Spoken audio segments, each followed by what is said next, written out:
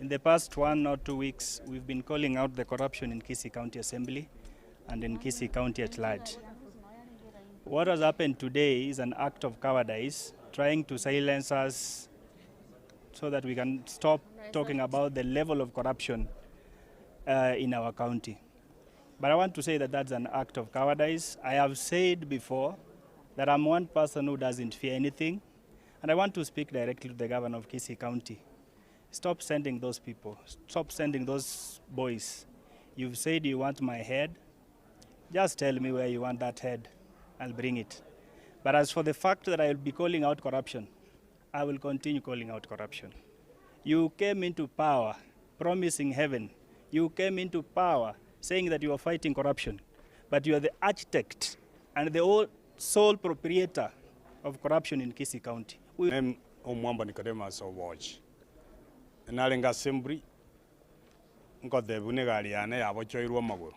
motive, I don't know. But because I'm here and the security agency, they have come, they have promised to dig out and know what is the motive.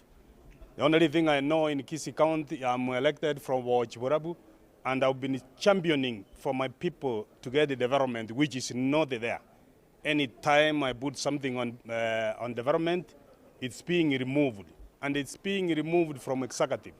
So if it's the executive targeting me, my God above will target them first, and I know that. I know the God I believe, even if this is political, but the God I believe, you will receive the result very soon. Thank you. I don't have much to say. We were in the assembly with a normal plenary session, and my peer told me that we have people who have come, around 20 people who are in Massix, and they have destroyed my car, that of Mheshimiwa Obare and Mheshimiwa Omwamba. I just want to call this matter ni woga. This is cowardice of the highest court, and some of us, we are not scared. But as you can see, this is a threat to our lives. Because the security agencies have been here and have made a statement, we want to trust that they will be able to bring this matter to the public so that we know who is behind this ill motive.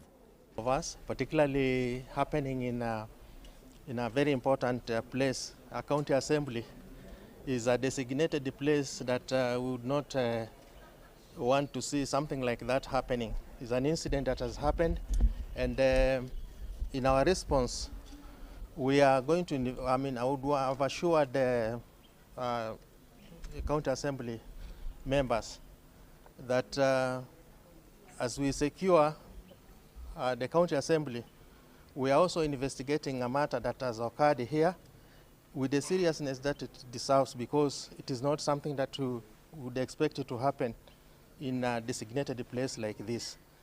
And beyond that, we are also scaling up this security just to ensure that something like that does not happen in future.